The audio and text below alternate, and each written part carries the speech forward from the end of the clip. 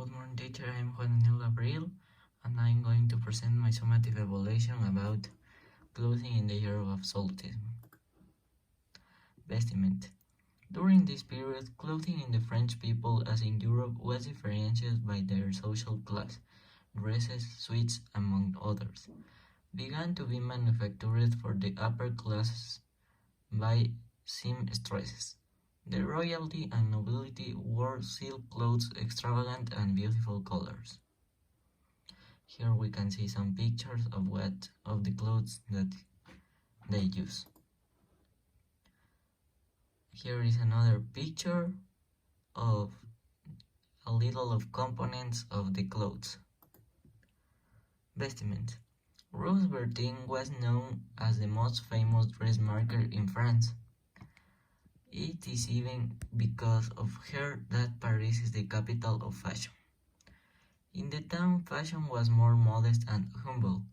Lower class people were in charge of making their own clothes, and due to lack of money, each person owned have approximately 5 pieces of clothes, or in some cases less. Even the hats made known the classes of the town.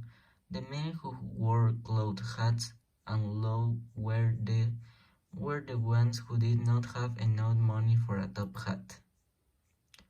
Here is another picture of some components that have the clothes.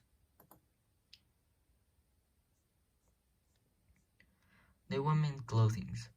It is distinguished by very spacious garments, the use of bright colors. The women's clothing was more stylized. In the hip area the garment was tighter, and the skirt with iron hoops rose slightly. As part of the clothing there was also the hair. It was gathered in different layers, and it was molded with wires while tighter and more ornate. Was a symbol of a higher social level.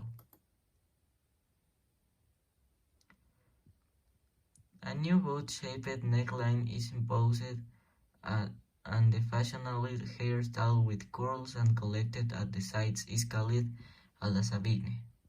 Is a hairstyle.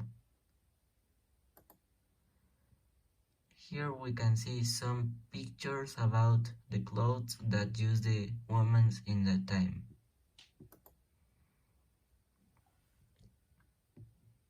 Another picture of a little components that have the woman's vestment. Clothes. The French Revolution also produces an important change in fashion, especially in the material they use to create the garments. For example, they changed silk for cotton. Here is another pictures.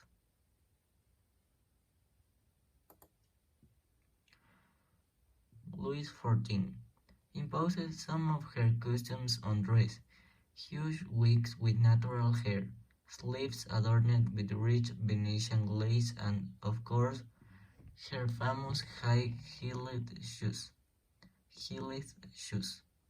Exquisite and unique shoes always made by his personal shoemaker, the Frenchman Nicolas Lestage, a craftsman to whom he gave precise instructions, refined, although adorned with colorful ribbons, brocades and precious stones, red soles, heels with a small curvature, embroidered in silver with battle essence. Louis XIV imposes on his court the French suite based on a three-piece suite: breeches, jacket, and shoes with bow. Here we can see the shoes with a bow, and the clothes of Louis XIV. And here is the sources. Thank you. Bye.